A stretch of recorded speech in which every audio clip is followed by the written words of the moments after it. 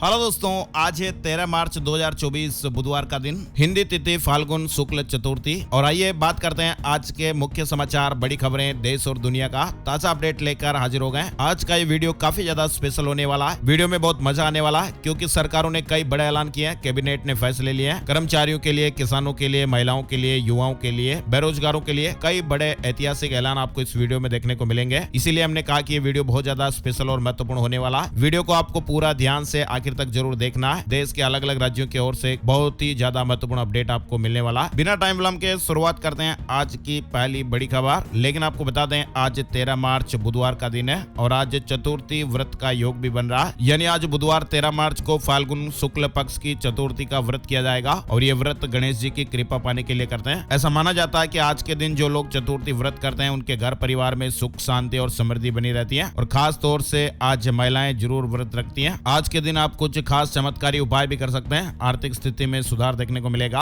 आज के दिन भगवान गणेश जी की पूजा में उन्हें सिंदूर, चंदन और मोदक अर्पित करें। जीवन की परेशानियों से मुक्ति मिलेगी और आपके सुख समृद्धि में वृद्धि होगी। अगर आप कर्ज वगैरह से परेशान हैं तो आज भगवान गणेश जी के मंदिर में दीपक जरूर जलाएं। हरे रंग के वस्त्र आप धारण कर सकते हैं। 5 लौंग और 5 इलायची आप गणपति बप्पा को अर्पित करें। इस उपाय को करने से परिवार के सदस्यों के बीच जो मनमुटाव की स्थितियां बनती है उससे आपको राहत मिलेगी। घर में सुख शांति और समृद्धि रहेगी, है ना। और खरमास से जुड़ी मान्यता भी आपको बताते हैं। 14 मार्च से ही सूर्य के मीन राशि में और ऐसे में खरमास की शुरुआत हो जाएगी और 13 अप्रैल तक फिर मांगलिक कामों के लिए शुभ मुहूर्त नहीं रहेंगे। सूर्य के मीन राशि में आने से ही खरमास की शुरुआत हो जाएगी। 14 मार्च से इसकी शुरुआत हो रही है और 13 अप्रैल की रात तक इसका असर रहेगा और इस दौरान फिर कोई भी मांगलिक काम नहीं हो पाएंगे। खबरों की शुरुआत में आपको अपडेट बताते हैं। कांग्रेस की दूसरी लिस्ट जारी हो गई है। 6 राज्यों के 43 नाम है। कांग्रेस ने मंगलवार यानी 12 मार्च को लोकसभा उम्मीदवारों की दूसरी लिस्ट का ऐलान कर दिया, जिसमें 43 उम्मीदवारों के नाम है। मध्य प्रदेश के पूर्व सीएम कमलनाथ जी के बेटे नकुलनाथ को छिंदवाड़ा से, वहीं राजस्थान के पूर्व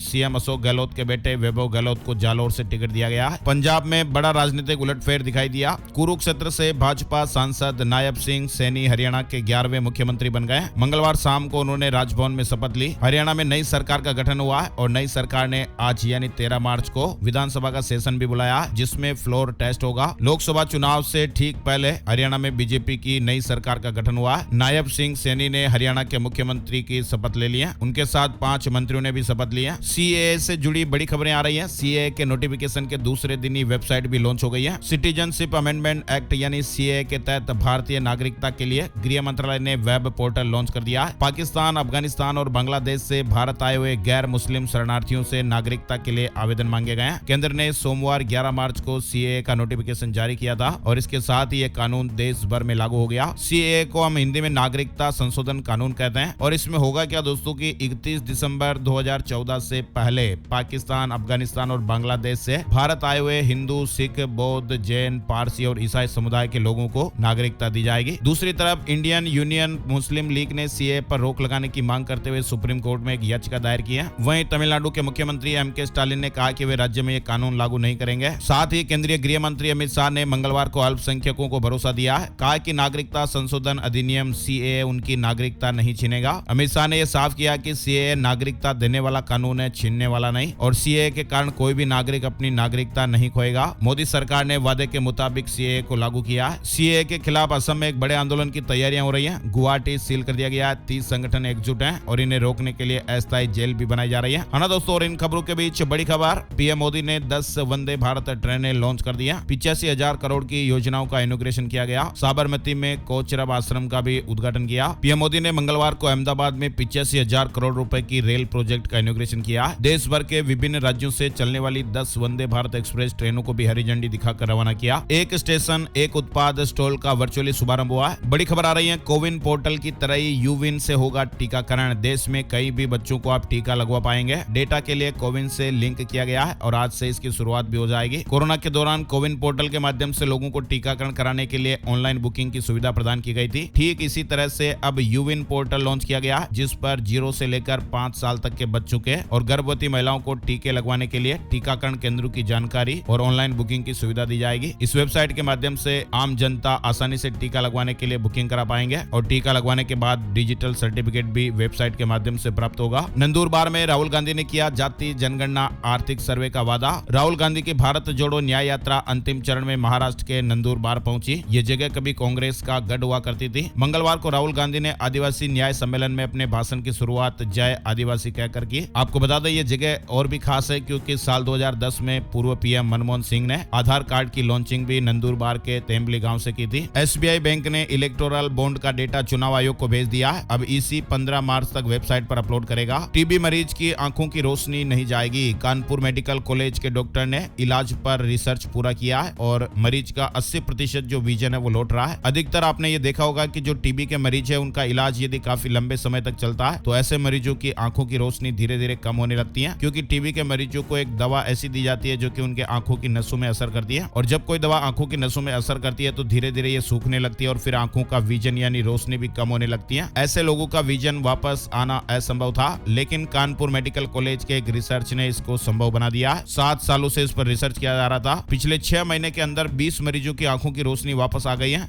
और लगभग 80% विजन मरीजों को लौट आया है। जैसलमेर में तेजस फाइटर जेट क्रैश हो गया। पोखरण में भारत शक्ति युद्धाभ्यास में शामिल था। इंजन फेल होने की वजह से हादसा हुआ ऐसा बताया जा रहा है। तीनों सेनाओं का भारत शक्ति युद्धाभ्यास हुआ। एशिया की सबसे बड़ी फील्ड फायरिंग रेंज में मंगलवार को तीनों सेनाओं ने भारत शक्ति युद्धाभ्यास के जरिए देश में बने हथियारों की ताकत दिखाई। इस युद्धाभ्यास को देखने के लिए प्रधानमंत्री नरेंद्र मोदी भी जैसलमेर जिले के पोखरण फील्ड फायरिंग रेंज में पहुंचे थे। पीएम मोदी ने कहा कि यह नए भारत का आह्वान है। पिछले 10 साल में 6 लाख करोड़ के ऑर्डर भारतीय कंपनियों को दिए गए। पीएम मोदी ने ऋषि सुनक को टेलीफोन लगाया। रणनीतिक साझेदारी मजबूत करने समेत कई मुद्दों पर बातचीत हुई है। पीएम मोदी ने मंगलवार को ट्वीट करके जानकारी दी। पीएम मोदी ने मान मंदिर फाउंडेशन को अपना प्लॉट दान कर दिया जहां पर एक भव्य नाद ब्रह्मा कला केंद्र का निर्माण किया जाएगा। दिल्ली से जुड़ी बड़ी खबर, सरकारी स्कूलों में 1 अप्रैल से 6ठी से 9वीं कक्षा में एडमिशन शुरू हो रहे हैं। वार्षिक कैलेंडर जारी हो गया। मौसम से जुड़े कुछ अपडेट्स भी आ रहे हैं। मौसम विभाग ने बुधवार को राजधानी दिल्ली में बारिश की संभावना जताई है। मौसम में लगातार बदलाव हो रहा है। हिमाचल प्रदेश में भी मौसम बिगड़ने से जुड़ी खबर आ रही है। चोटियों पर बर्फबारी, शिमला में भी बारिश के साथ हल्की ओलावृष्टि। मौसम विज्ञान केंद्र शिमला ने बताया कि राज्य के अधिकतर स्थानों पर 13 मार्च को बारिश का पूर्वानुमान है। पंजाब के 15 जिलों में येलो अलर्ट है। तेज हवाओं के साथ बारिश की संभावनाएं बन रही है। पंजाब में भी मौसम का मिजाज बदलने वाला है। पंजाब के 15 जिलों में बुधवार के लिए येलो अलर्ट है और इस दौरान 30 से 40 किलोमीटर प्रति घंटे की रफ्तार से तेज हवाएं भी चल सकती हैं। तेज गरज चमक के साथ बारिश होगी। राजस्थान के 4 जिलों में बारिश का अलर्ट है। आज से मौसम में कुछ बदलाव दिखाई देगा। एक हल्के प्रभाव के वेस्टर्न डिस्टर्बेंस के कारण बीकानेर संभाग में बादल छा सकते हैं। कहीं कहीं बरसात भी हो सकती है। चलिए आगे बढ़ते हैं। बड़ी खबर, गृह मंत्रालय ने जम्मू कश्मीर नेशनल फ्रंट पर यूएपीए के तहत 5 साल का प्रतिबंध लगा दिया। आधार कार्ड पर सरकार ने बड़ी राहत दे दी है। अब 14 जून तक आप फ्री में अपडेट करवा पाएंगे। केंद्र सरकार ने आधार कार्ड की डिटेल को फ्री में अपडेट करने के लिए देश के करोड़ों लोगों को यह बड़ी राहत दी है। सरकार ने अब फ्री में आधार अपडेट करवाने के लिए 14 जून तक की तारीख दे दी है। पहले तारीख 14 मार्च को समाप्त हो रही थी। सरकार और आम लोगों को बड़ी राहत मिली है। फरवरी में महंगाई नहीं बढ़ी। खुदरा महंगाई फरवरी में 5.09% देखने को मिली है जो कि पिछले महीने के लगभग बराबर है। टीवी एंकर सुधीर चौधरी की गिरफ्तारी पर सुप्रीम कोर्ट ने रोक लगाई है। झारखंड में सुधीर चौधरी के खिलाफ एक मामला दर्ज हुआ था। फिलहाल सुप्रीम कोर्ट ने अपडेट दिया है। अगले आदेशों तक कोई भी कठोर कदम नहीं उठाया जाएगा। पेटीएम ऐप को लेकर ताजा अपडेट आ रहा है। कहा जा रहा है कि फिलहाल यूपीआई पेमेंट बंद नहीं होंगे और जल्द ही थर्ड पार्टी ऐप लाइसेंस भी मिल सकता है। साहित्य अकादमी पुरस्कार 2023 की घोषणा हो गई है। नीलम गौड़ सहित 24 लेखकों को यह सम्मान मिला है। दिल्ली में कैंसर मरीजों की जिंदगी से खिलवाड़ किया जा रहा था। नकली दवाई बनाने वाली फैक्ट्री का पर्दाफाश हुआ। 7 लोगों को गिरफ्तार किया गया है। कैंसर कीमोथेरेपी के नकली दवाई की फैक्ट्री का पर्दाफाश हुआ। सीबीआई मामले में मनीष सिसोदिया की न्यायिक हिरासत 22 तारीख तक बढ़ गई है। 22 मार्च तक न्यायिक हिरासत को बढ़ा दिया गया है। गूगल ने प्रामाणिक सूचना को बढ़ावा देने के लिए निर्वाचन आयोग से हाथ मिलाया। एआई कंटेंट की पहचान करने में मदद मिलेगी। 4 राज्यों में 30 ठिकानों पर एनआईए की रेड हुई है। पंजाब, हरियाणा, राजस्थान और मध्य प्रदेश और चंडीगढ़ के 30 ठिकानों पर छापेमारी हुई। बड़ी खबर जो अलर्ट करने वाली है। ग्वालियर में बिजली विभाग से रिटायर्ड एक इंजीनियर से फेसबुक पर एक विदेशी युवती ने फ्रेंडशिप की और जब ये दोस्ती बहुत गहरी हो गई तो विदेशी युवती ने बताया कि उनकी कंपनी ओबेसिटी दवा बनाती है और इस तरह से ये मामला बढ़ता गया। कर्मचारी से 4 महीने में करीब 49,28,000 रुपए हड़प लिए गए। फिलहाल ये मामला जांच में चल रहा है। छोटे बच्चों से जुड़ी अलर्ट करने वाली ये खबर है। बच्ची के फेफड़े से निकाला गया चने की दाल का टुकड़ा। भोपाल के डॉक्टर्स ने ब्रोंकोस्कोपी से निकाला। फेफड़ा सड़ने लगा था। भोपाल के एक हॉस्पिटल में खांसी के इलाज के लिए पहुंची 11 महीने की बच्ची के लंग्स में चने की दाल का दाना निकाला गया। बच्ची को तेज खांसी के साथ सांस लेने में भी दिक्कत हो रही थी। चलिए आगे बढ़ते दोस्तों। बड़ी खबर आ रही है। धीरेन्द्र शास्त्री से विदाई में लिपट कर रोई बहनें। बागेश्वर धाम में 156 कन्याओं का विवाह हुआ। सभी जोड़ों को 157 प्रकार की घरेलू सामग्री भेंट स्वरूप दी गई और इसमें मोटरसाइकिल से लेकर रामायण गीता भी शामिल है। दूल्हा दुल्हनों ने बागेश्वर महाराज की जमकर तारीफ करते करते हुए उन्हें अपना गुरु, भाई और पिता समान बताया।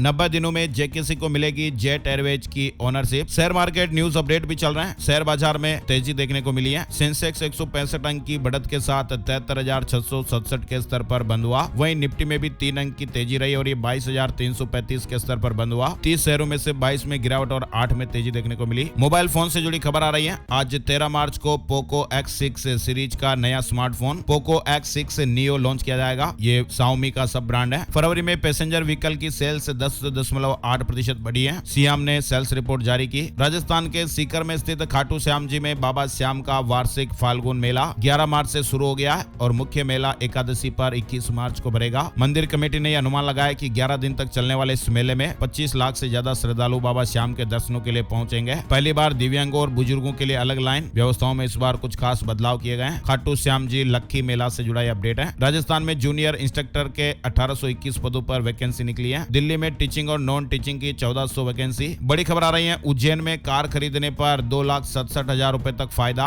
रजिस्ट्रेशन के लिए 1 किलोमीटर तक लंबी लाइन देखने को मिल रही है। दरअसल बात कुछ ऐसी हो रही है। उज्जैन के जिला परिवहन कार्यालय यानी आरटीओ में इन दिनों रजिस्ट्रेशन के लिए नई गाड़ियों की 1 किलोमीटर लंबी लाइन लग रही है और ये ऐसा लग रहा है जैसे कुछ ट्रैफिक जाम हो रहा है। और इसकी एक बड़ी वजह है, नई गाड़ी खरीदने पर रजिस्ट्रेशन में आधा शुल्क ही लग रहा है। 26,000 रुपए से लेकर 2,67,000 रुपए तक का फायदा मिल रहा है। मध्य प्रदेश भर से लोग यहाँ व्यापार मेले में गाड़ियां खरीदने के लिए आ रहे हैं। पहले क्या होता था कि इस तरह की छूट मध्य प्रदेश में ग्वालियर में लगने वाले व्यापार मेले में ऐसा फायदा मिलता था, लेकिन इस बार मुख्यमंत्री डॉक्टर मोहन यादव के निर्देश पर उज्जैन में भी ग्वालियर की तरह ही 1 मार्च से ये व्यापार मेला शुरू हुआ। 9 अप्रैल तक ये मेला चलेगा और इस मेले में बड़ी संख्या में लोग गाड़ियां खरीदने के लिए पहुंच रहे हैं। इंदौर में 1 अप्रैल से प्रॉपर्टी की नई गाइडलाइन लागू हो जाएगी। शहर के कई इलाकों में सबसे सस्ते प्लॉट भी हैं। बहुत से इलाकों के रेट भी तय हो गए हैं। राजस्थान में भजनलाल सरकार ने 10 से ज्यादा केविएट दायर किए हैं। भर्ती, टेंडर, ई ऑक्शन से लेकर ट्रांसफर लिस्ट समेत कई फैसले कोर्ट में अटकने का डर है और इसे देखते हुए सरकार अब अपने हर निर्णय पर केविएट दायर कर रही है। वहीं राजस्थान में पेपर लीक मामले में एसओजी की एक बड़ी कार्रवाई हुई है। पुलिस अधीक्षक कार्यालय में तैनात एक सब इंस्पेक्टर को हिरासत में लिया गया है। भरतपुर से बड़ी खबर सामने आई। राजस्थान की रोडवेज बसों में अब बुजुर्गों को मिलेगी 50% की छूट। आदेश जारी हुआ। ये नियम राजस्थान राज्य पथ परिवहन निगम रोडवेज की बसों पर लागू होगा। पहले बुजुर्गों को केवल 30% छूट दी जाती थी, जिसे अब बढ़ाकर 50% कर दिया गया है। राजस्थान सरकार ने रोडवेज की साधारण और द्रुतगामी श्रेणी की बसों में वरिष्ठ नागरिकों के लिए किराए में छूट को 30 से बढ़ाकर 50% कर दिया। जयपुर में सड़कों पर अतिक्रमण को लेकर हाईकोर्ट सख्त हो गया।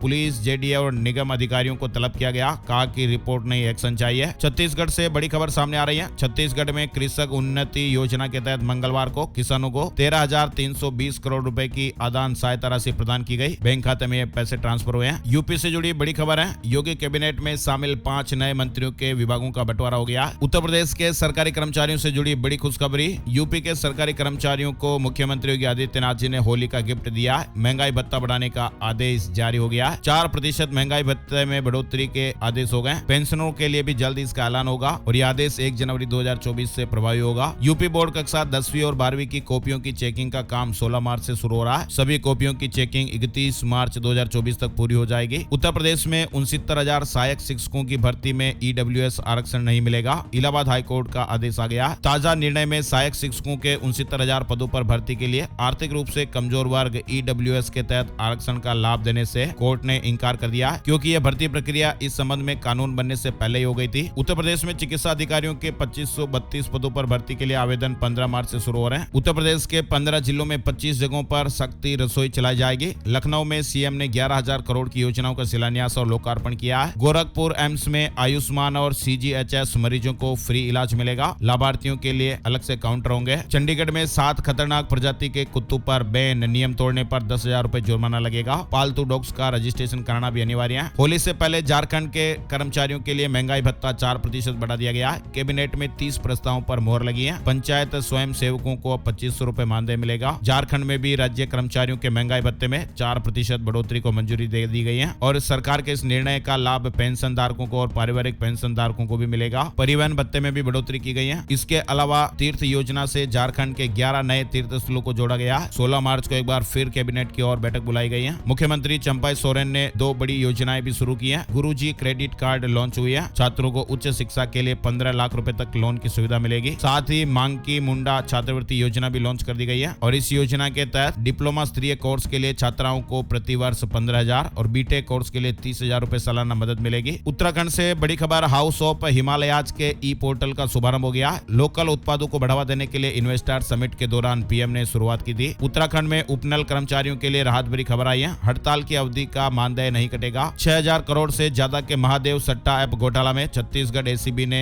एफआईआर दर्ज की है और इसमें कई अधिकारी और कारोबारी के नाम भी शामिल किए गए। महादेव सट्टा ऐप में ईडी की कार्रवाई के बाद अब एसीबी और ईओडब्ल्यू में एक एफआईआर दर्ज कर जांच शुरू हो गई है ना दोस्तों। और सेंट्रल बैंक ऑफ इंडिया में अप्रेंटिसशिप के 3,000 पदों के लिए एप्लीकेशन यानी आवेदन करने की जो तारीख है वो बढ़ा दी गई है। 27 मार्च तक मौका दिया जा रहा है। कर्नाटक सरकार ने भी कर्मचारियों का महंगाई भत्ता बढ़ा दिया गया है। डीए में 4% की बढ़ोतरी को मंजूरी दे दी है। उड़ीसा से जुड़ी एक बड़ी खबर आ रही है। अब महिला कर्मचारियों को 25 सीएल मिलेगी। सरकार ने यह बड़ा फैसला लिया है, यानी 10 दिन का अतिरिक्त आकस्मिक अवकाश देने का फैसला हुआ। गिराया जाएगा 124 साल पुराना मुंबई का यह मशहूर बंगला। बीएमसी ने नोटिस चस्पा किया है। एक समय इसे तलाटी बंगले के नाम से भी जाना जाता था। फिलहाल इसके मालिक कोर्ट पहुंचे हैं। विंडोज 11 का यूजर एक्सपीरियंस बदलने वाला है। माइक्रोसॉफ्ट एआई पावर्ड फीचर्स इसमें पेश करने वाली है। बात कर लेते हैं सोने चांदी के भाव। Gold price today, silver price today. सोने के दामों में कुछ गिरावट हुई है। चांदी के भाव में तेजी देखने को मिली है। मंगलवार सुबह सोने का भाव 65,615 रुपए प्रति 10 ग्राम पर रहा। चांदी का भाव 72,766 रुपए प्रति किलोग्राम पर रहा। तो दोस्तों, आज के मुख्य समाचार, ब्रेकिंग न्यूज, हेडलाइंस, सुर्खियां और अपडेट, ये वीडियो आप लोगों को कैसा लगा कमेंट करके जरूर बताइएगा। और इस वीडियो को आप ज्यादा से ज्यादा अपने दोस्तों के साथ, फैमिली मेंबर्स के साथ, परिवार वालों के साथ, जान पहचान वालों के साथ भी जरूर फेसबुक पर, व्हाट्सएप पर ज्यादा से ज्यादा आपको इस वीडियो को शेयर करना है, ताकि आपका प्यार और सपोर्ट हमें मिलता रहे और हम ऐसे ही काम की ताजा खबरें अपडेट देखते रहें। तो प्लीज आप इस वीडियो को शेयर करने में कंजूसी बिल्कुल भी मत कीजिएगा। एक बार शेयर का बटन दबाने से हमारी टीम को बहुत ज्यादा मोटिवेशन मिलता